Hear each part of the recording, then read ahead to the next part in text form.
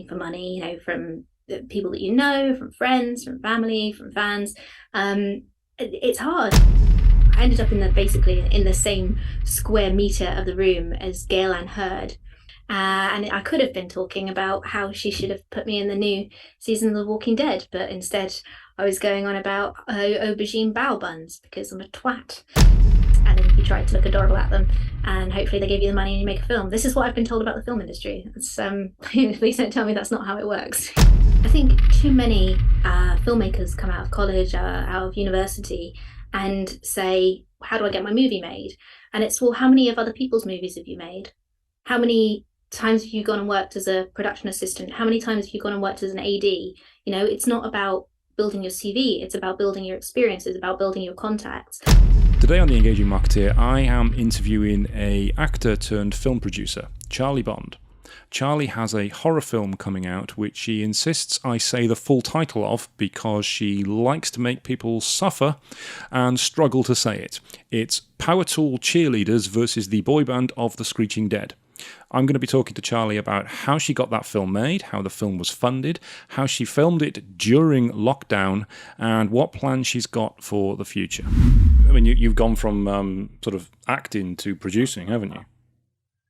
Because you've taken charge of your own destiny in that way. What prompted that decision?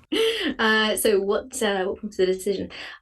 So I think I've always been doing a bit of production here and there behind the scenes. I've worked in lots of immersive theatre events, and I was also doing a lot of kind of production work behind the scenes on a few productions and a few small films. Was kind of privy to a few things, kind of working on some Brit indie films, and was never kind of really formally involved, more just I was around and therefore kind of given jobs to do.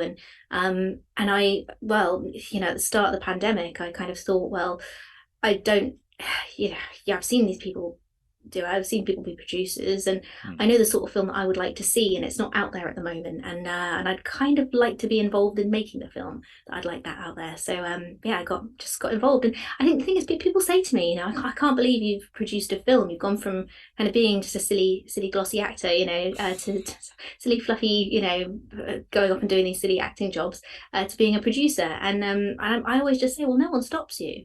Whether it's financial or whatever, once you've got a camera, there is literally nobody stopping you. There is a little fruit fly in front of my camera. I've noticed it's coming for a big close up. I thought we were in some sort of creature flick then. I got it. It looked bigger than that when it got close to the camera. I know, it looked like a pterodactyl. I'm disgusted with myself and I've got a fly on my hand, but I won't stop for you, Darren. I'll just wipe that on my trouser and think about it later. Show must go on. This is what I say is there's nobody stopping you. Nobody tells you can't. If you decide you want to do it, if you've got no budget, just go for it. Just start, and literally no one stops you. It's mad. Every time I see something that's a little bit questionable in terms of performance, now as a producer on the other side, I just think, gosh, no one stopped that person, because no one does. You can just do these things. It's mad. I think it was you put that on Twitter the other day, wasn't it? That somebody said, "I can't believe you've made this film." Yeah. It was a funny message I had with an old friend who I'd done a short for, and they'd done quite a few shorts, and just got in touch with me. I was like, "Oh God, I can't believe you've made a feature before me." And it was a bit of a strange one, really, because I was like, "Oh, what do you mean you can't believe that I've made one before you? You've never, as far as I know, never tried or whatever. But also, what did you say? Why do you think I couldn't?" It was strange. I wasn't sure if it was a backhanded compliment, or it was just shock and awe that someone as silly as me could do it, or just someone as amazing as them hadn't. But whatever it was a strange one. Yeah, it's difficult to pick up tone, isn't it, when it's a written communication? It's whether I can't believe you've made a film before me, or I can't believe you've made a film before me, and that's Right. quite insulting. Yeah. Right, yeah. I wasn't sure if I was insulted or not until I sort of thought about it for a while afterwards, and I was like, I don't think that was very nice. After I'd stewed on it for a while, and it clicked, and I'm not sure what they were saying there, but I mean, of course I've made a feature because I wanted to, and it sounds silly and it sounds like a massive, far-fetched idea. There are so many obstacles in the way, and believe me, there have been so many obstacles in the way. I mean, making a film in the middle of a pandemic in itself was an obstacle, but there were so many. But I mean, if having the funding to do it, which we worked really hard to raise, was an absolute bonus. But if we hadn't have had the funding, we still would have just done it because myself and the director Pat Higgins, my partner James Hayman Morton, it was something that we'd kind of decided we were going to do. We weren't doing anything else, other than trying to kind of scrape enough money to survive with, the apocalypse happening outside. And just thought, well, let's just see what we can do with it. Yeah, no one stops you. You No. just if it takes you 3 years, like it did with us, bit by bit by bit. We shot it, a week here and then a couple of days there. For months and months and months, it was ongoing. But you can do it. Anyone can make a film. Well, that's true. That's true. So long as they've got the talent and the drive and the desire to do it. Yes, of I course. didn't say anybody could make a good film. No. I am living proof of that. Once you mentioned there about the fundraising, because I think that's an important thing to touch on. Raising funds for a film is not easy. I've done a podcast interview with an old film school friend of mine who I think you've met or been in communication with him, Phil Clayton, who directed Lesbian Vampire Killers. And he told me on the podcast interview we did how difficult it was for them to actually secure the finance for Lesbian Vampire Killers and how it took so long to do it. How did you go about that? What was the process? So I think we started with we started with a bonkers concept. Pat had put out as a tweet that he was thinking of putting out or picking up on a script that he'd started writing by the name of Powertool Cheerleaders versus the Boyband of the Screeching Dead. I'd seen this tweet and immediately it just caught my eye, and I said, Pat, you've got to make this. You've got to write this. This is so silly. And I have been a big fan of Pat's writing for a really long time. He wrote the original script for a film that was my first ever feature. And I've read a few of his projects since, and he's a lovely, lovely writer. So at the time I was thinking, about doing this, and I've been kind of producing some promotional and corporate videos for a while. I was cutting my teeth in that line of work, and producing kind of little mini promotional videos for games and stuff like that. So I'd decided that I was ready to take on a feature. I saw that and said, Pat, if you want to write this, I'll produce it, which was the most ridiculous thing I think I've ever said in my life, because I don't, saying it sounded really easy. But then from there, we got the script going, and then it was a snowball, because I started posting out, to people, this is what we're thinking of doing. Would anybody be interested in kind of coming on board? And then I will say I was very, very lucky, because a lot of friends who I'd been in various things with, decent actor friends, really, really, one of my favorite people, for example, in the world, Carrie Thompson, I'd done a play with years and years ago, all popped out and said, if you're working on this, it sounds bonkers, so I'd love to be on this with you. And we were so lucky. So we got our core cast in, we got our core crew in, set up the Kickstarter, and I will say, we didn't really set up.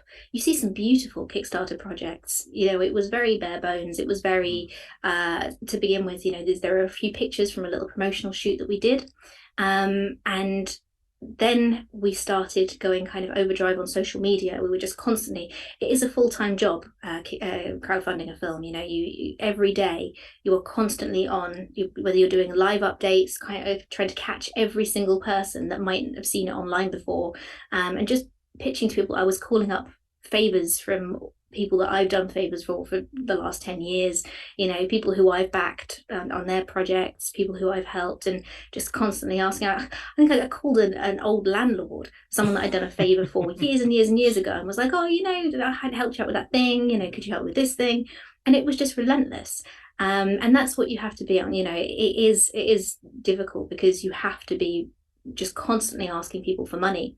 And I think this was a particular challenge, because I have done Kickstarter projects before, and I have an audience of people that know who I am and watch projects that I'm in, and also back the projects that I do.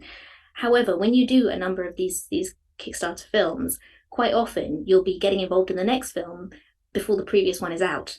So it is quite a hard sell when you're saying to people who are, who have backed your last movie, when you're saying to them, oh, this is going to be a really great movie. I know you said the last movie was the most important movie and you should absolutely back it, but this movie is going to be fantastic and I'm producing it. So you're constantly begging for money, from the people that you know, from friends, from family, from fans. It's hard. It's really hard. It's you feel quite sort of humbled and very beggy, but yeah, you've got to do it. It's how you get it done.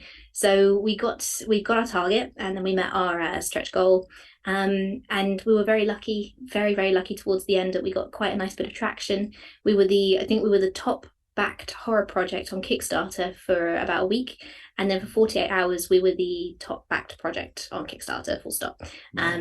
And I say this, it's not that impressive because it was in the middle of the first lockdown and nobody wanted to spend any money, so not a lot of things were being backed on any crowdfunding platforms. So we were quite lucky in that I think we begged so hard that a lot of people just went, oh, okay, fine, please leave me alone, please stop coming up in my timeline, there's your tenner, I'll look forward to my Blu-ray, thanks, bye.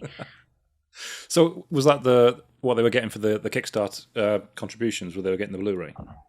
Yeah. So as soon as basically we've had our showings, we'll start getting those perks out. So we will. I think another thing that was quite useful with our kickstarting, like we were relentless and we were on all the time, but we did have some really unique perks that I think did sell us quite a lot. I think one of the things I do a talk about crowdfunding films now, and one of the things that I always say is that having personalized perks is really effective. One of the things that we had was, because obviously we're a film about cheerleaders, and not one of our, actually, that's not true, one of our actresses was a former cheerleader. However, the majority of us had never done any cheerleading in our life. So I'd organised to have a cheer camp for the day. And so I offered as one of the perks, not necessarily a perk for the backer, but it was a specific kind of title: send our team to cheer camp for the day. This is what you'll get, this is the merch you'll get, but this is what you'll do for the team.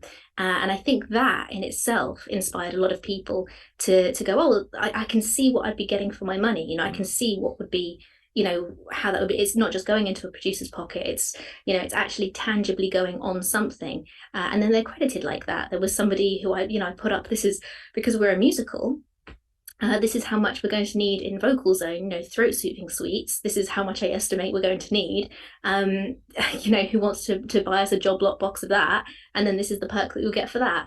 So I think attaching the Kickstarter perks to actual physical kind of what you would buy for the film actually really sold us, and people felt ownership of the project. And now I think people feel so much ownership because they can see it on screen. Okay. And how was it actually shooting the film during the pandemic? It was definitely a challenge. I think for a lot of the time, it's very difficult because when you're not on set, you are covered up, you are wearing masks, and you lose, especially for the kind of indie industry, you lose that sense of camaraderie where we're all kind of just thrown in together. We all have to get on immediately. We don't have trailers that we can all go and hide in. We're all squished into a tiny room a lot of the time. So it was quite isolating. It wasn't the usual kind of sense of camaraderie, but we did what we could with it. And the actual shooting of the film was an incredible challenge because we would have locations that would pull out of us as regulations for filming were changing. And as regulations full stop were changing. So, we were doing days where, you could only meet as a group of people. Do you remember people could only meet as a group of 6? So there were times where we were kind of having to stagger shoots so that we could only be in a group of 6. It didn't necessarily extend to filming those regulations because obviously that's a workplace for us. However, a lot of locations enforce those regulations even though we were working. If we did a day in a bar or in a theater, they would say to us, well, we know about this rule of 6, so you can only have 6 people there at a time. And when you think about it, 6 people for a crew and actors as well, is a really, really tight one because obviously you've got people that are behind the camera that need to be there. You've got people in front of the camera that need to be there. So a lot of the time, we had crew that would and cast that were doubling up in all sorts of roles, and I from running around making tea for everybody, I was on costume most of the time, James was ADing and scheduling, Pat's on the smoke machine. Like we're all pitching in and then, quickly running in front of the camera as well to get those bits done. So it was frenzied, but it was an experience. I think it's a very unique time in the world to make a film. Mm. And was there ever a point during this that you thought this might not actually be concluded? No, no, not once. I think we've always had the determination to get it done.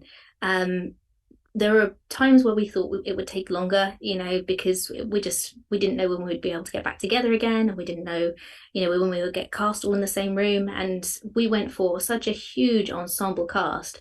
The premise of the movie is that it's a talent show. It's kind of a Britain's Got Talent style talent show Right. on TV. And so we have quite a few acts. We've got the titular cheerleaders. We've got the boy band as well, and then we've got a few other acts. We've also got kind of a few other interesting characters in the mix. So it's a huge, huge, huge cast, and getting everybody together when at this point in time, because of the pandemic, because everybody's jobs are suddenly all over the place, and all the actors who have various side hustles and side jobs, and all of those hours are thrown completely haywire. So actually trying to get everybody into the same room together was one of the hardest challenges. Yeah, there were times that we thought it would probably take a lot longer. I thought we'd still be filming this, for the next 3 years rather than it taking just 3 calendar years. But we've always had the determination, mainly because once we started with the project, it was immediate that we could see how special it was. It's got something a little bit twinkly about it. It's got a lot of heart, and I think the more that we invested in it, the more that we had to invest in it, the more we knew we had to throw ourselves in because we just all loved it. It was such a lovely little it is such a lovely little project. And you mentioned it's a musical as well. Mm-hmm. So this means your cast, presumably cast that aren't naturally singers. Yes, yes. We've got a fantastic, fantastic soundtrack of songs written by. So Pat wrote some beautiful, beautiful songs as he was writing the script, composed by Phil Sheldon, our composer, and then we had our musical director James, kind of working with performances and writing kind of harmonies and making sure everybody sounded beautiful together. But yeah, I mean, we have varying different singing styles. There's no kind of consistency in terms of there's nothing in there that feels very musical like to me. Hmm. It's not really kind of a Grease. It's more similar, I would say, in style to is it Once More with Feeling, the Buffy episode? Oh, I love Uh, that. it's very, very similar. It's lots of little kind of catchy music video moments, um, annoyingly catchy songs, actually. But lots of different levels of singing, and everybody sounds great. It's what actually I think probably one of my favorite things in the film are the songs. They are desperately, annoyingly catchy. And how did you find singing on a film then? I hated it. I hated the experience. Because it's when you're recording. I mean, we record the songs outside of the film set, but it was actually after we would film them because of the way that it worked and getting everybody in the same room together. The way that we actually did it was we recorded the kind of the video for the songs, so we had the kind of rough song, the rough we had the melodies in place, so we'd kind of record it there.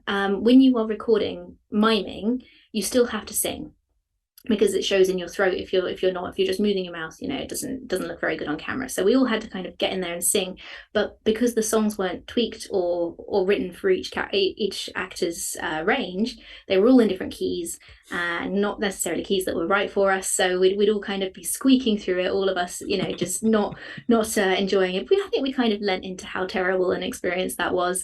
And then going in afterwards into the studio and actually recording the songs, that part was fine and lovely, but and having to kind of match up ADR wise, more of a skill for edit, I have to say. Kind of saved us quite a bit on that. But yeah, I think actually nobody likes the sound of their voice through headphones.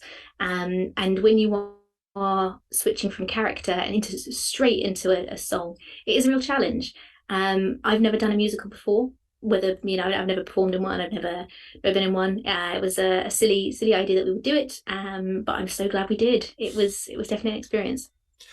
And obviously, you've seen the final film, but Mm. it's not out yet. So, how happy are you with the result? I'm over the moon. Absolutely over the moon. I've been very lucky to have overseen the entire post production, and it's been for there is a moment where you sort of look at all of the raw footage that you've got in a film, and it's an absolute dumpster fire. Nothing is cohesive. It's just a mess of just constant shots and shots and shots, and then suddenly you get a rough assembly. And it's still okay, all right, well, I can see something here. And then you start to see the VFX coming in, then you start to see the grade come in, and suddenly it shifts dramatically, and then the soundtrack comes in, and then suddenly you've got the Foley as well, all the kind of sound effects that happen from gravel crunching as people are walking on it, eating sounds, you've got background sounds, and suddenly the tone changes again, and you get progressively more and more and more in love with it.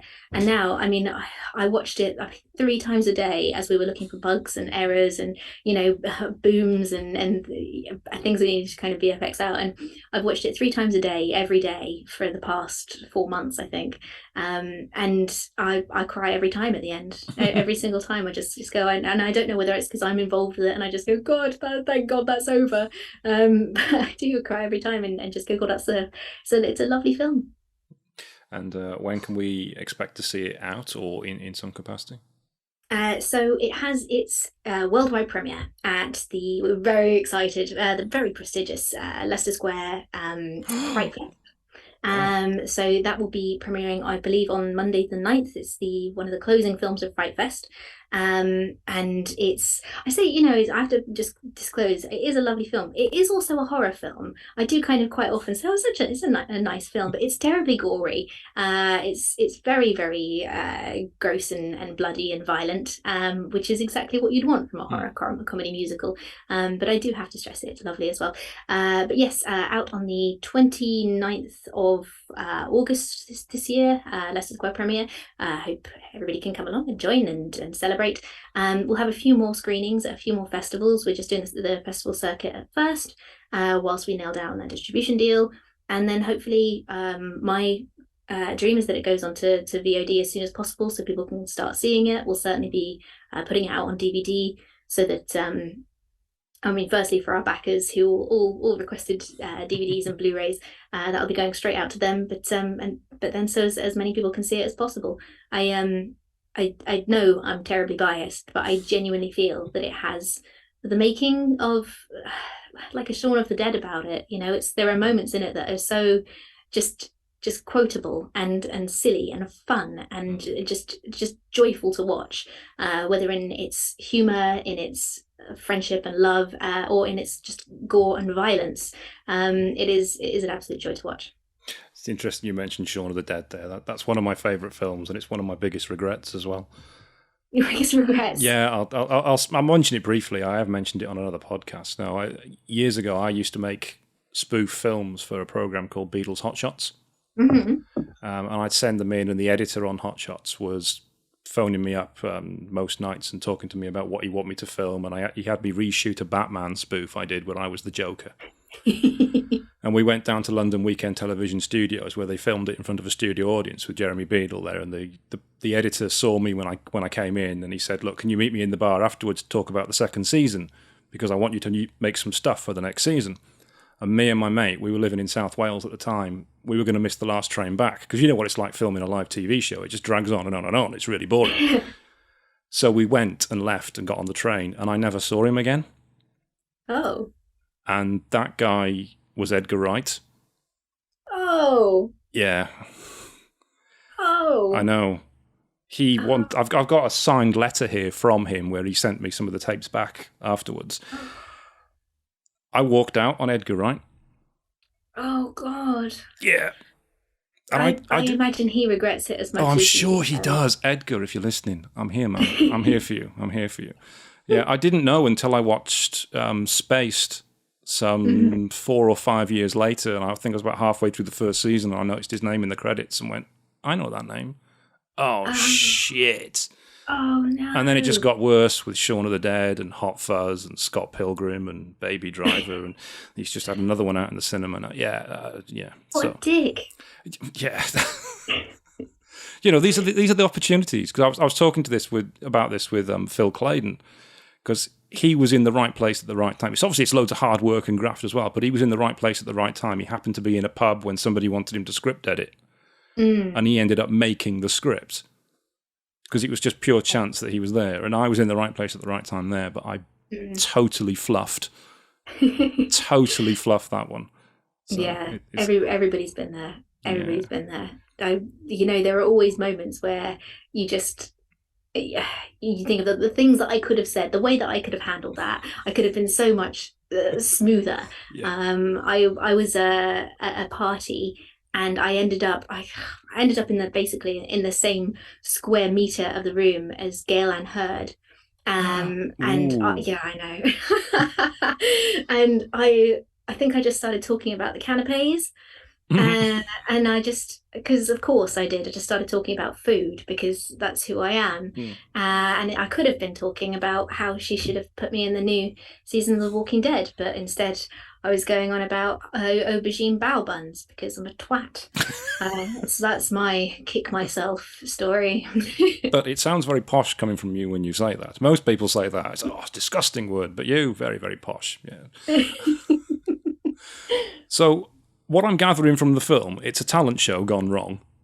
Yes, But I very don't. But I can't gauge from what you've said what kind of horror monster it is, because obviously we're both into horror. I've got an American Werewolf sat on my desk here right Oh now. my God, that is exceptionally cool. It is quite cool. So, what sort of? I mean, can you tell us what sort I of can. monsters? Yeah. I can. So it's Powertool Cheerleaders versus the boy band of the Screeching Dead. They are the undead. It's because I thought, why not? There is always room for another good zombie movie. It's zombie. I can Not see it quite. could have been vampires from what you said. Could have been. It Could could have have been. been. They're not quite zombies. They're somewhere. I mean, we call them the abominations. They are Emily, my character, and her friends will do anything to win the talent competition. And they find a kind of old talisman, a gift from Emily's mother, grandmother rather, and who herself used to be a cheerleader, which ended up in a vicious bloodbath. And as these things are often circular, Emily now has hold of this talisman. They make a wish. And of course, you have to be very careful about what you wish for, because accidentally now the boy band are the undead, and so they are gruesome, they are violent, and they are bloody deliciously good to watch. Three of them are so charismatic together and so funny. You can't help but love them, but also they're horrendous. So it's properly good cringe viewing. They are, yeah, just nasty, but just brilliant and gorgeous boys as well. So yes, they are just disgusting zombie-like creatures, who just want to kind of take over the world and wreak havoc. Because of course, the moment you're a zombie, that's what you want, isn't it? Oh, So you want obviously. to So, be your zombie underlings, I guess. so these are not mindless zombies. These are zombies with a plan.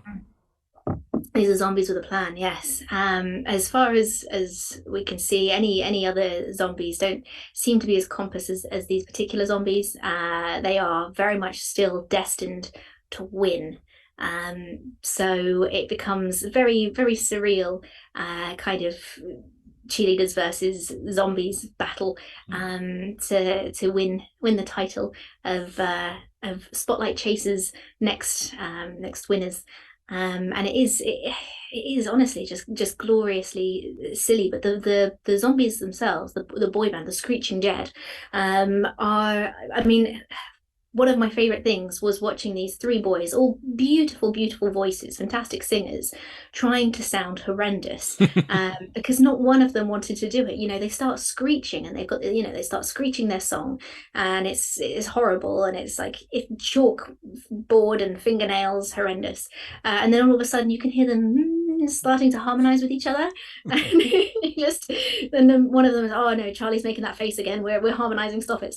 And it's they are very talented, but it is very jarring seeing these horrible, disgusting zombies.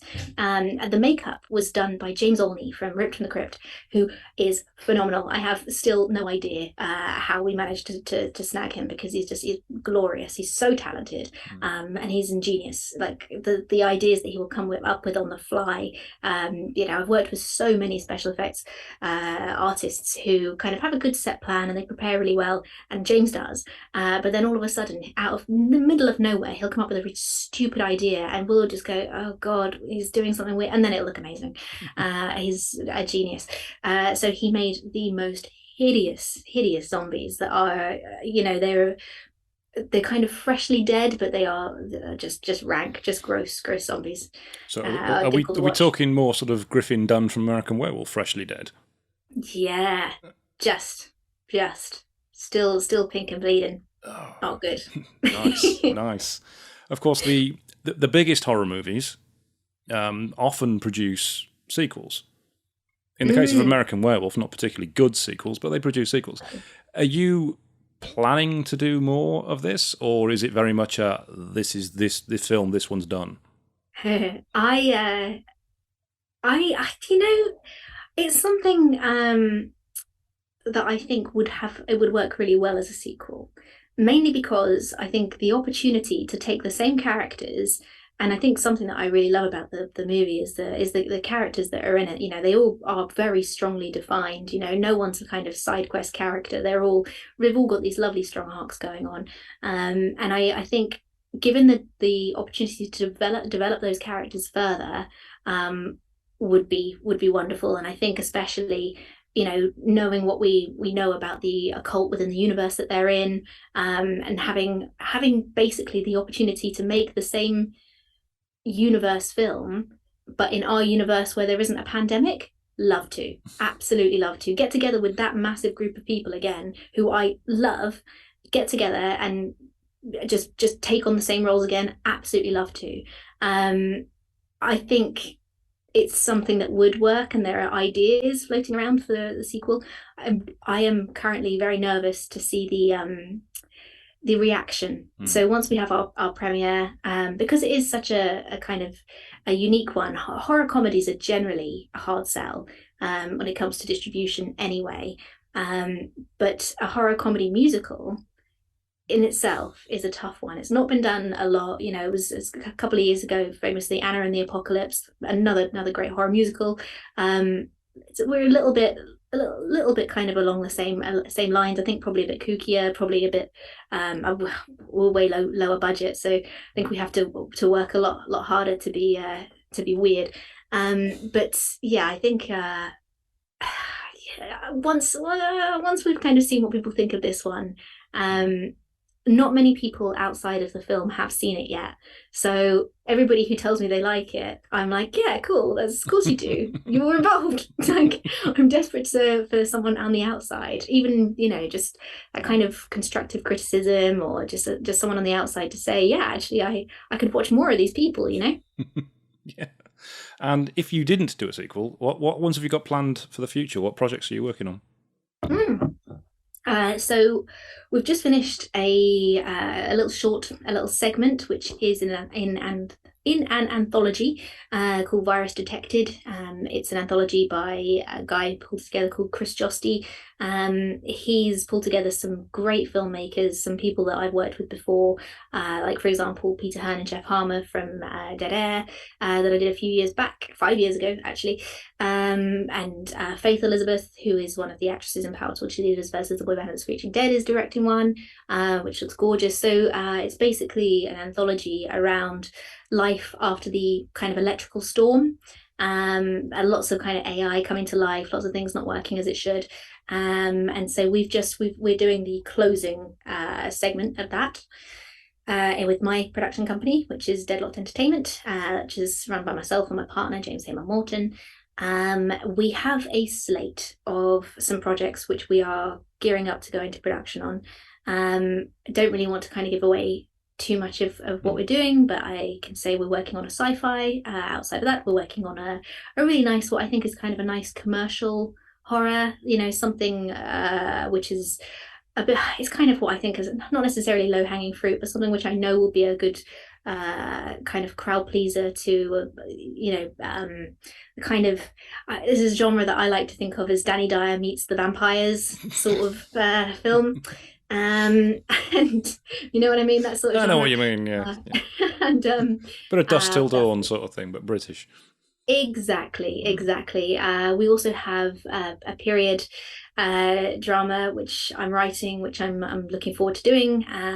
We also have a period drama around the Restoration of theatre in England, which is one of my personal favourite periods moments in history. And we are also developing a what else are we doing? Oh, my personal tribute to Hammer Horror.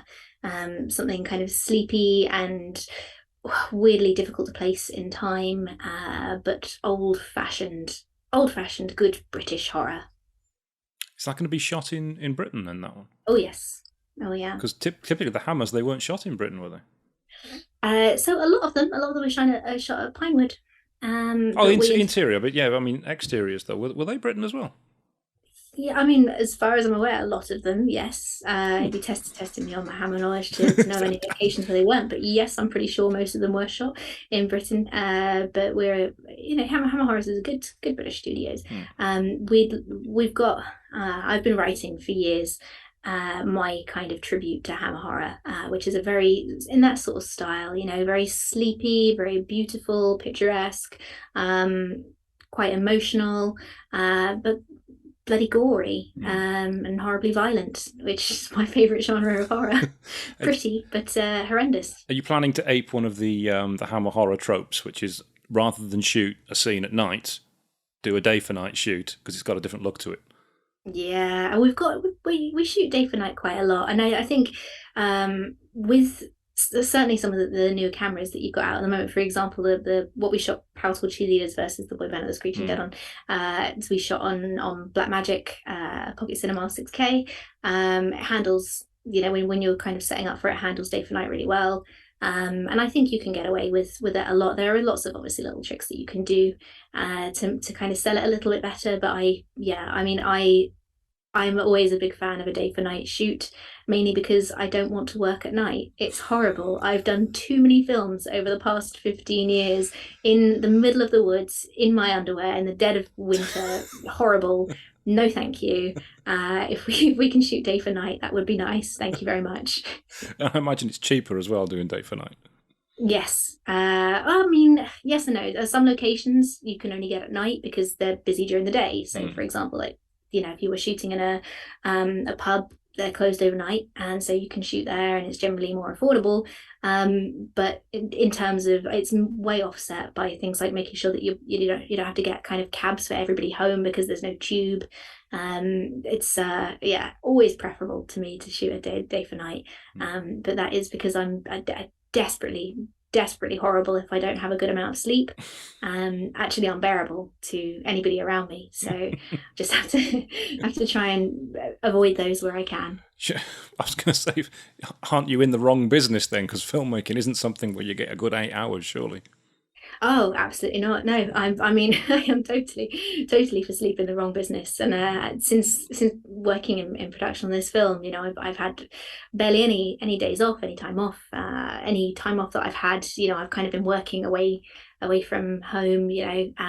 But you look at it at the end of it, and you go, wow, it was horrible, it was hard work, but we made a thing. And then you go and apologize to all the horrible the things that you said to people while you were tired, and you needed some coffee, and then you all have a big cuddle, and you go, cool, let's never do this again. and then you're going to do it again. So And then you're gonna do it again. We forget about it. Your memory is I'm not a mother, but I have heard friends who are mothers say about giving birth is that it's this horrible, violent, bloody experience. And it's horrendous. And as the weeks after, as you're healing, you think I'll never do this again. I've got this lovely baby and it's very sweet, but I'll never do this again. And then suddenly that kind of feeling fades away, and then all of a sudden people have got 4 kids, and it's like, well, why don't you learn? But that's the film industry. That's the film industry as well. It's grueling and it's traumatic and horrendous, and you're thrown together with people like in ways that are just totally unnatural, and you've just all got to pull together and make a project work. And you just think, God, I'd never do this again. And then it fades very quickly, and you go, God, I loved that film. I had so much fun making it. We all enjoyed that so much. Let's do a sequel. You just remember all the good times about it. Mm-hmm. So with the future projects that you're doing, then, are you going to be using a similar technique for the fundraising? I think that I'm actually performing in a couple of projects that are still due release from their Kickstarters, things that have been kind of ongoing for a couple of years. And I've made a decision to not do any more crowdfunding until those have been fulfilled, which is difficult because, so many filmmakers will come to actors like myself and say, I'd like to cast you in this thing, and I think you'd be really good for it. And then you do the thing, you do the audition, and you get the part, and then you kind of gear up for it, and then they turn around and say, oh, by the way, we're doing a crowdfunder, so please push it on your platforms. And you go, God, I just asked all my family for money, I just asked everybody I knew. So it's been difficult, but I've made the decision myself to wait, mainly because I do, I have a very, very small kind of following, very small, of people that have been really, really, really supportive of anything that I've done. And I think because I'm quite active on social media and I try to be as personal, I think as kind of real as possible, and I share a lot of my personality and a lot of insights into my life. And so I think a lot of people that I encounter online can feel quite part of my life, and I certainly, I follow them, and I think it's quite difficult, to keep saying to the same group of people, please back this next project. So I think I'll be looking at alternate funding for the next certainly the next couple of films after Powertool Cheerleaders versus the Boyband of the Screeching Dead is out. I'm hoping that we'll have a few more options in terms of financing come our way, because it's always much easier to go to distributors and investors and say, this project that you've almost certainly heard of, this is what we did, with that amount of money, this is what we could do with this amount of money, would you please give us that amount of money, please? And then you try to look adorable at them, and hopefully they give you the money and you make a film. This is what I've been told about the film industry. It's please don't tell me that's not how it works. I'm not the person to ask, but I'm fairly sure that's how it works. Yeah, I'm fairly sure. But yeah, probably won't be doing any crowdfunders for a little while. I think there is a place for them, and I think there are certainly, it is very good for a certain film, because it's very good for the kind of social media. We wouldn't have as many people following us had it not been for our crowdfunder. That really, really kind of elevated us. But I think that without wanting to kind of cut myself off from work, I'm taking a little break for that until everything that I've done, and basically until I don't really owe anybody anything for a little while, and then I'll look into doing another crowdfunder, because we've got a couple that I think would be very good for a crowdfunder, and I think it also offers people that chance to be part of your film. It's not quite two-way, I don't think, but it certainly offers people a chance to kind of get in early, or like I say, buy a prop from the film or buy a perk for the film that makes them feel like a part of something. And obviously we've mentioned horror. What films were big influences on you? So one of my favorites, aside from Hammer Horror, one of my favorite vampire films of all time is Hammer Horror's Twins of Evil, which to me is a very beautiful vampire film. You have Peter Cushing, who is an incredibly emotive actor, just looking pained at his two, his two lovely daughters and his wards, and just these two girls that are basically, being manipulated by darkness, by Dracula and all of the dark demonic forces, and you see him watching that, and that to me is kind of the real horror, is that you see this pain of somebody kind of grieving, and I think it's a real metaphor for a very human experience. But for me, I love comedy horror, kind of masking a serious horror. I love Fright Night. Fright Night is possibly one of my all-time favorite films. What is definitely one of my all-time favorite films is Jim Carrey's Once Bitten. I think it's like 17-year-old Jim Carrey, and it's his first ever film. I think, and he's tiny. He's this tiny little skinny teenager, but he's phenomenal. And in the middle of the film, there's this incredible dance off, which doesn't belong in the film, and it's amazing. It totally is a fantastic. It's one of the best things I've ever seen, and he is such a talented dancer. We've all seen like the Christopher Walken music video, and suddenly you go, I didn't know that actor could dance. It's the same thing. You see Jim Carrey in it, and it's stunning. So I mean, I love kind of schlocky 80s kind of funny, not really comedy horror, but that kind of style. What other horror movies? I like things that are a bit weird. Saw The Seasoning House a few years ago, which I thought was really just weird and quirky. Something I love is Annabella's The Love Witch, which is gorgeous. Is this total anachronism of a film? Like, you cannot place it in any time zone, but it's got that 70s feel about it. It's got that kind of Italian horror feel about it. It's very vivid. The colors are very saturated. It's a gorgeous film. But yeah, I could get lost in that for ages. And yeah, I think those are kind of my heavy influences as a filmmaker. I feel talking to you, I know nothing about horror now, because so many of those I've never seen, which I'm going to have to do that now. Definitely recommend. I mean, Once Bitten is phenomenal. Right, I've never heard of it. Never heard of it. I will have to dig that out. I mean, Jim Carrey, you'd think I'd have heard of it. So I have at least 3 copies on DVD at any one point in my life. just in Just in case. case I need to show anybody it quickly. I have this with like two films, that and High Fidelity with John Cusack, which is my all-time favorite movie. And if somebody tells me they haven't seen it, I will give it to them and then immediately buy another one in case I lose my other two backup copies. It's my favorite, like, go to the grave with film. I think you might need therapy for this. Yeah, This compulsion to that's what buy my High therapist says. Fidelity, but I mean, yeah, John Cusack's doing all right out of it. Mm. If somebody wanted to get a film made, what advice would you give them as a producer, or even Uh, as a writer? If somebody's a script writer or a director wants to get something done. uh, I mean, you can always say when when I've got some downtime, I'll start writing, or when I'm over this, when the pandemic's over, I'll start writing, or when I'm in a more stable job, or when I'm no longer in this stable job, I start writing. Best advice I can give is just do it. Just do it. Nobody stops you. The only person stopping you is you. And I know how privileged that sounds, and I know that it is difficult because people do have jobs and lives and childcare, and there. I mean, there is so many obstacles, but they are only obstacles, and they're challenges, and everybody has challenges. And yes, some people have kind of easier paths than others, but just start doing it, start writing it. If you're not a writer, if you're a filmmaker, you start looking at kind of assembling your team, and start kind of feeling people out and saying, how do you fancy kind of getting involved in this project? And you'd be amazed. I think passion is the most important tool you can have when getting anybody else involved in your project. And ultimately, Powertool Cheerleaders versus the Boyband of the Screeching Dead, it's not for any of this team. It's not their baby in the same way that it is ours. It's to them, it's a great gig, and it's a great thing to be involved with.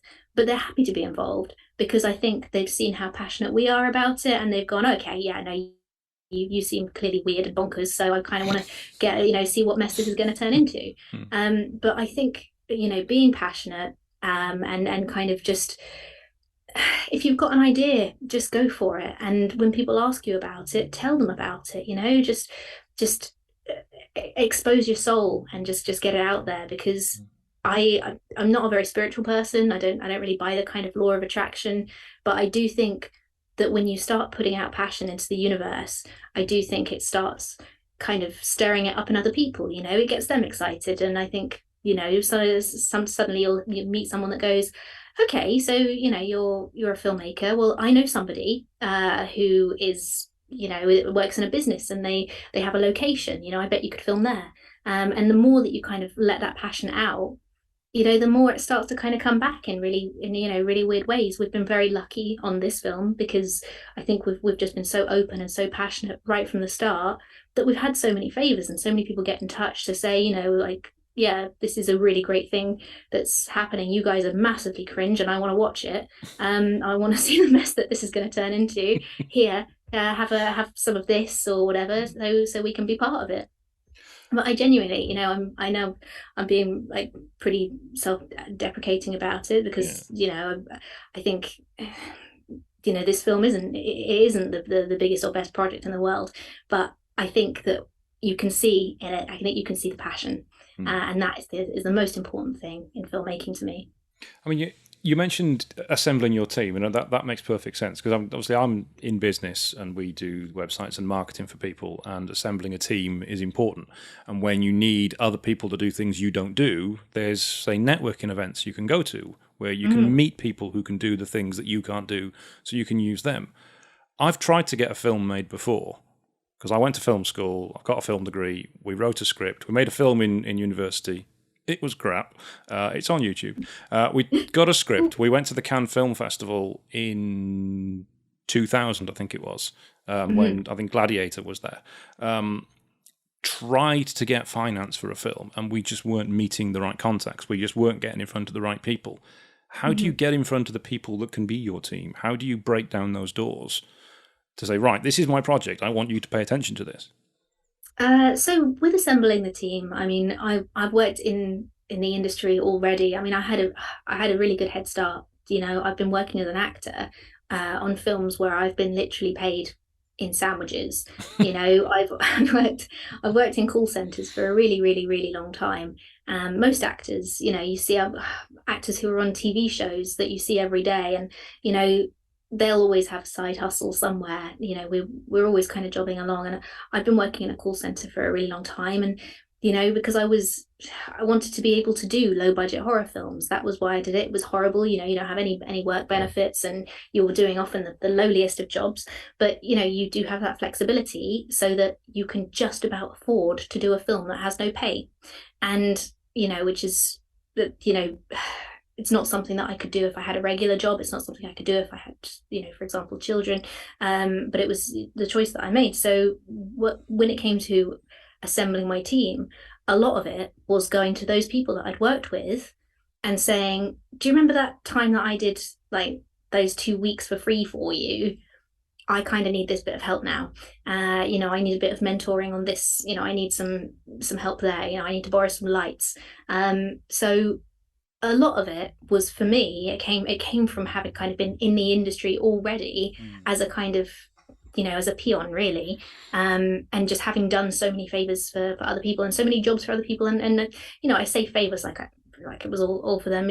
I'd been in parts and done films that had gotten me a few credits, but generally it was for little or no money. So I was able to go to those people and kind of ask for favors. However, assembling your team, I mean, there were a few people on this film that I'd never, only a few that I'd never met before, and that was through kind of just putting the word out there. And I think, as you start to find your tribe a bit, their extended network will kind of find their way to you as well.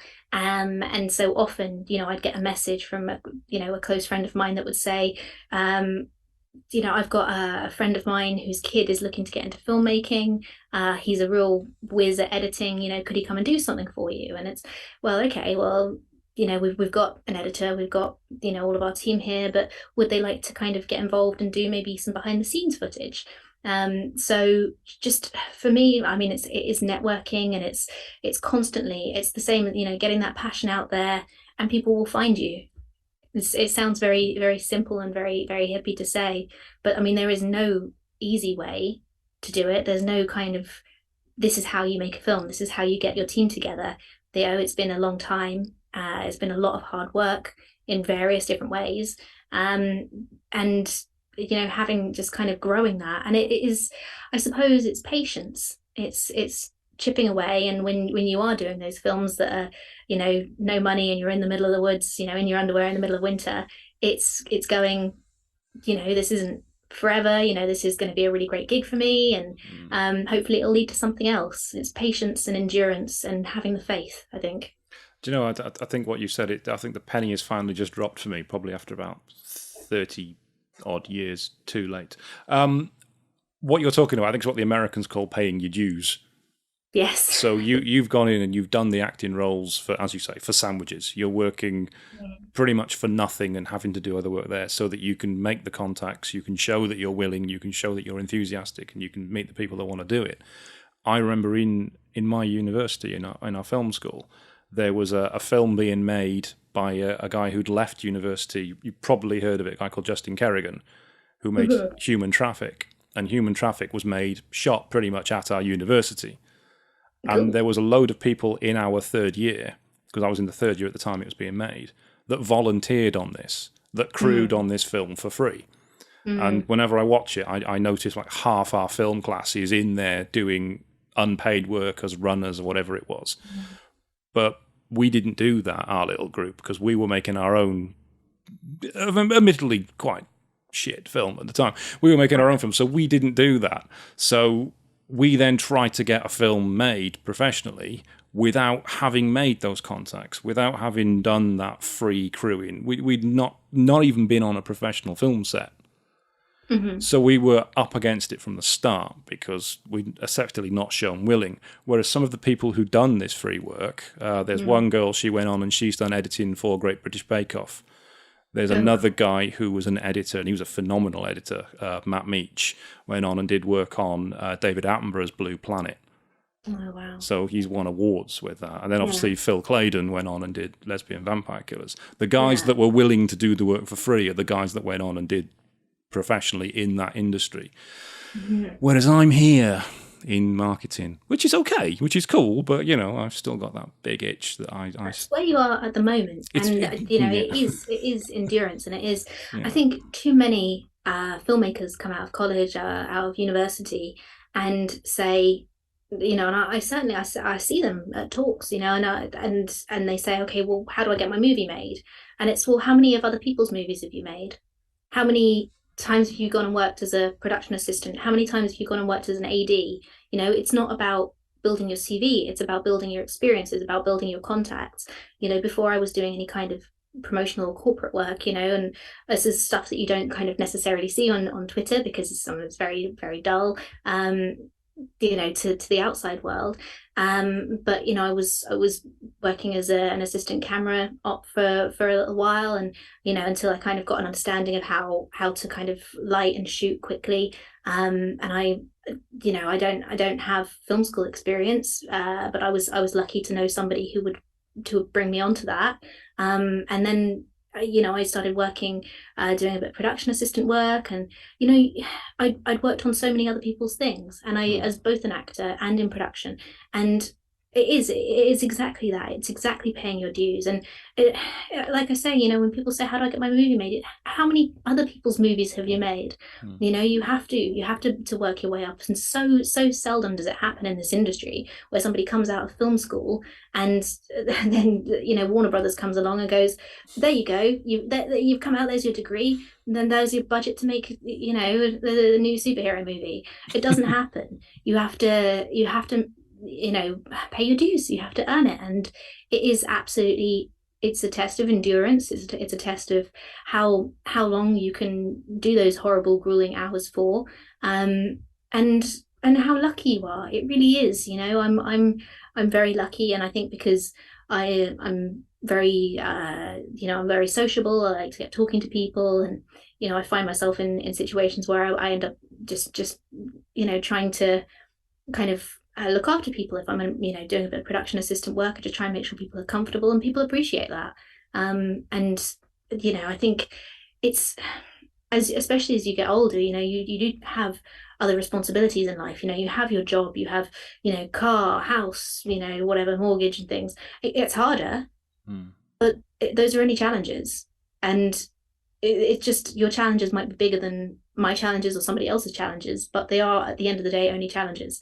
And it's finding a way to manage those, is finding a way to just go, okay, I don't have it all right now, but I'm on my way. And it's just enjoying the journey. To be honest, I wish you'd come to our film school.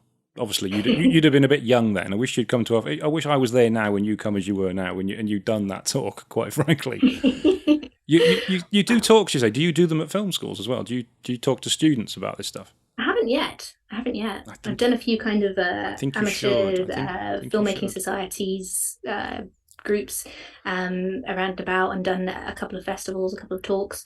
But no, I'd quite like to do schools. I think, especially when dealing with younger people and dealing with people fresh out of college, it's so important to teach people to manage their expectations, Hmm. and to go, just because you're not there where you want to be now doesn't mean you're failing, and doesn't mean that you're never going to get there. It just means you're not there now. It's so important to enjoy the journey, because you pick up so much on every project that you do, and you learn so much. You can learn to anticipate problems in the same way that you anticipate problems on the road when you're driving. Hmm. The more that you do it, the more you kind of see things happen before they do. And it's the same in any job. It's the same in filmmaking. The more work that you do, the more you can kind of see where problems happen, and then people start to see, well, that person is good at seeing those problems before they happen. Let's give them more responsibility.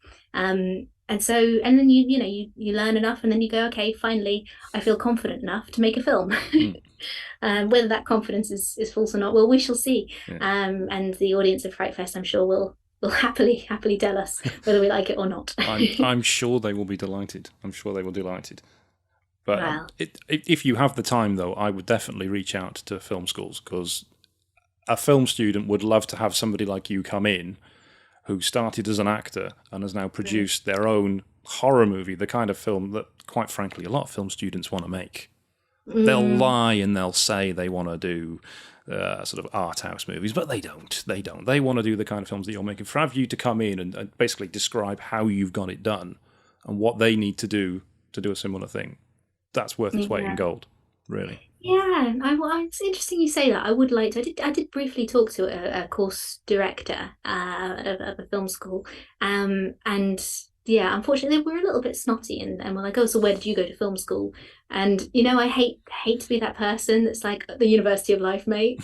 But I was like, oh well, I've made a movie, and I made a few little movies here and there, and I was quite involved in that film, and it can be quite difficult. But I think that might have been just that one person. I do think I would love to kind of work with students, and show them, there are so many more paths than the one that you think. Go to university, get your degree, go off into the industry that you want. You can do anything. You see things like oh, what do you call her? The heiress, that German girl who conned everybody to thinking she was, an heiress, and so everybody did everything for her and gave her loads of money, and like she went to loads of parties all the time. Nobody stopped her. She just had really big balls, and you can just do these things, and it's self belief. I think she's a really interesting character. I think she's a really interesting person, because she just had that belief that she could do it, and she had that need to do it. She wasn't particularly wealthy. She wanted a lifestyle, and she went for it. And she carved out her own path. Yes, it was illegal. Yes, it was terrible. Yes, it was also great viewing to watch. Hmm. But this is the level of confidence I think you need to have in the film industry, just to go, I think I'd be good at this. And, will I, the trick is to make everybody else's lives as nice as possible while you're doing it, and just be nice to everybody, and try to, leave a good impact rather than, steal a load of money. But Do you I know mean, that reminds me, actually, when we did go to Cannes, it was myself and my mate Eddie and a mate of ours called Marian. It's a male guy called Marian von Stauffer. He's a Polish descent, and he has this aura of somebody who just belongs everywhere.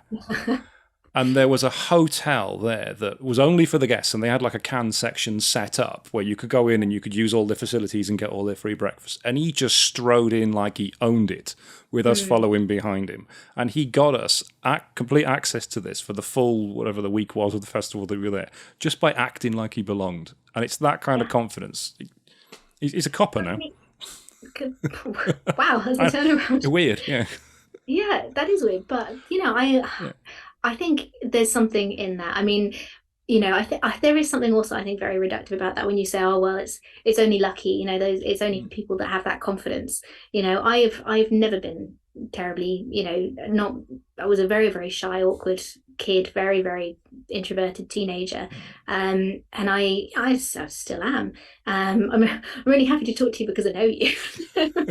Like most people, oh gosh, so it's quite traumatic to kind of show people a bit of my personality, but it's yeah, I think it's kind of just having that belief in your project and knowing that you want to do it and you can do it, and I know I keep saying it, but it really is that passion. And yeah, I think people just you know not many people have it, and when people see that you have it, they want to live vicariously through you and they want to be part of that passion. And it's like a lot of the people who backed our films are people who are maybe a bit creative, but they don't necessarily have the self-belief to make a film themselves. And so by being part of our project, by backing us, for them, it's sort of a little bit like they've done it. They've made a film. Okay, they've put some money in. They've supported, but for them, it's a little bit like they see a bit of what you're doing. They see your passion, and they wish they had that. They wish they could do a film, so they kind of get involved in a very minor way. Which is huge to a film like us because obviously we're dependent on every penny. And I think it's the same when you're making a film all round. Is that when you do let people see that passion, people go, God, I wish I was that excited about something. Like this girl is crazy about chainsaws and bloody special effects. Like I just want to see her do it because it looks like she'll be really happy doing that. And people just want to see it. And I see it, with a lot of other people that I work with. There's a very, very talented filmmaking duo, MJ and Anna Dixon, Maiko, and they are just incredible at getting people to do amazing favors for them, just because they're so passionate. They pull out some amazing favors. Similar, Liam Regan, at Refuse Films, he's very charming. He's very sweet. He's a really good person. He wants everybody to do well. He wants everyone to do good. He's not a competitive person. He just kind of wants the film industry to be elevated by everybody. So he's constantly doing favors for people. And I think, people see that and they just go, oh, let's help him, And I think having that, just passion, and it sounds so twee, and I can't believe I'm going to say this, but just being a nice person, just enjoying people, and just wanting to celebrate them, wanting to help them achieve their goals as well. I think that that can get you through so many doors. Yeah, I mean, it really does sound trite, but you would be amazed at how many doors you can open by just making a really nice cup of coffee for someone. It's small things. It's small things. And there's oh God, it's a really silly phrase. And for the life of me, I can't remember who it's by. It's one of those kind of weird, not quite sure if it's real quote things, but people might not always remember your name, but they will always remember the way you made them feel. Yes. And I try to live by that. And I just try to make people feel like they're valued, and I try to make people feel like that they're part of what's going on. And I think when people have that, they want to invest more in you, and it's about building relationships. Anyway, I could babble about that all day. I'm very, very passionate about what I do, and I think I'm very lucky to have found something that I'm passionate about. Well, I think that's a beautiful spot to end it on, actually, because it's a real joyous and upbeat moment to come to that. Yeah. I'm very lucky to be able to talk to people like you about what I do, certainly. But it is like, I think it's been a long journey to get here. But that's not to say that I haven't enjoyed the journey, and that's what it's been about for me. Is just trying to find the joy in every horrible, grueling second. And now eventually you're going to reap the rewards and watch what the audience say about the film. And maybe one day I'll get a job in Game of Thrones, like every other actor in London. I think it's just two. It's me and Danny Dyer that haven't been in it yet. Oh, he'd be great in that. As would you, Charlie. Yeah, I know. Thanks. No, obviously you'd be good in it. I mean, if they did sort of a prequel, you could play a young Daenerys. They're doing the prequel, and I think that's covered. But the prequel's like I still hold out. Way back, isn't it? The prequel's going way back. I've moved on now. I'm holding out for The Witcher. Yeah. Oh, that's good. I know. I heard. I don't know how far they are in production, but I heard there's going to be a Final Fantasy series, and I'm just putting this out into the universe. If I can get on a chocobo, that for an actor, I could die. That's me done. That's a life goal. Thanks. I'm peacing out. You cosplay as well, don't you? Occasionally, yeah. Oh, it says on your IMDb profile that you're always cosplaying. It's always got, IMDb profile hasn't been updated since before I decided to make films and have no spare time to do anything. It also says you're into Transformers, which is weird. I'm mega into Transformers, and that never stops. I'm always into Transformers. I have quite a few toys. But yeah, no, I do cosplay. Oh my god, what a beaut! Is that a new or is that a? That's a new sludge. Dinobot. The new one. So I have quite a few of my. Are they in here? No. My original toys that I have from younger years, but then as an adult went and got kind of reprints, Japanese ones, so that I could have them boxed as well. Yeah. Because why not? You make some, pennies as an adult, and you just think, why I'm going to buy some action figures now. Why not? I'm a millennial, and there's an apocalypse. Well, there's a Transformers convention next Friday as well. Is there really? Yeah, in Birmingham, in the Birmingham Metropole, which is next to the NEC. Didn't know about that. Might have to be time to dust off the glue gun and start cosplaying. It's Friday and Saturday night, and they do have a cosplay competition on the Saturday night. I'm sure all entries for that were sorted months ago, unfortunately, but it's really elaborate stuff. Some of them even have transforming costumes. That's really cool. I've seen a few of those at Comic-Con. Yeah, I have major envy of someone who has the time to be able to make a cosplay like that. I think that's definitely something I would love doing, is getting involved in that. But in a similar vein, if I had spare time, I would be making fighting robots for Robot Wars. I love fighting robots. I love them. I think that's what I love about Transformers. I just love the idea of big machines just beating each other up, big Gundam beasts. It's like, if I had budget, I'd be making a big robot fighting movie, I think. Not, obviously Transformers, because I'm not the sort of person to ruin people's childhoods. No, that's strictly Michael Bay. Fist wave. Many problems with those new movies. But I'd love to make a big robot movie. That's another one I put out to the universe. Put it out there. I feel like if I say things publicly, then I kind of have to do them, because I've set a standard for myself now. Well, I did interview the producer of the Transformers movies a few years ago. Did you really? I did. Yeah, they gave me an interview in exchange for me taking something down from a website that was leaked footage that somebody had found. So, yeah. What? That's amazing. And also great little blag. It was only, I know, it was only a 10-minute interview. That's all they gave me. Yeah, it was Lorenzo de Bonaventura, who's done stuff like Red and Red 2 and stuff with Will Smith and various things. Yeah, huge stuff like that. But yeah, that was a while ago. But yeah, it was a blag. Yeah, because they kind of rewarded me for taking something down from one of my own websites. Wow. I mean, brilliant. That's such a great blag. This is when you say, you haven't kind of made it in the film industry yet. You have core skills there. That's definitely a strong production talent. Well, yeah, I suppose. Yeah. Yeah. I still wish I hadn't walked out on Edgar Wright, though. You know what? There'll be another opportunity. There's always another opportunity. There's that one is just going to be the experience, so that next time you meet someone else, you won't miss the opportunity. You won't mess it up. No, we won't mess up. No. Right. I think we're going to have to leave it there and let you get off.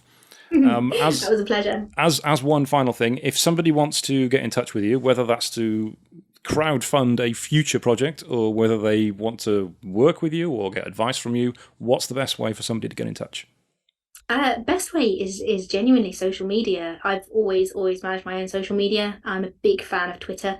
It's my favorite. I'm not really an Instagram person. I love the kind of spontaneity of just putting my weird thoughts out into the world on Twitter. So it's the best way to reach me if you don't already know me. I'll be at quite a few festivals with Pat and the team, James, and Powertool Cheerleaders versus the Boyband of the Screeching Dead. We'll be at quite a few festivals around the UK, Europe. I think we're one in New York. And come up to me. Like I try to kind of keep my social media current of any of these events that I go to, because I always hope that someone will come up and start talking to me, because I love making friends. And yeah, so I mean, social media is such a great tool to get in touch with someone, because not only can you get in touch with someone very quickly, but it's also a really nice barrier in case you're mental. And I don't want somebody to like be right in my email inbox, because that's a bit personal. Absolutely. Mental. I don't know anyone like that. Charlie, thank you very much for appearing on the podcast. It's been an absolute pleasure speaking to you, and best of luck with the movie as well. I can't wait to see it. Oh, thank you so much. Thanks for having me.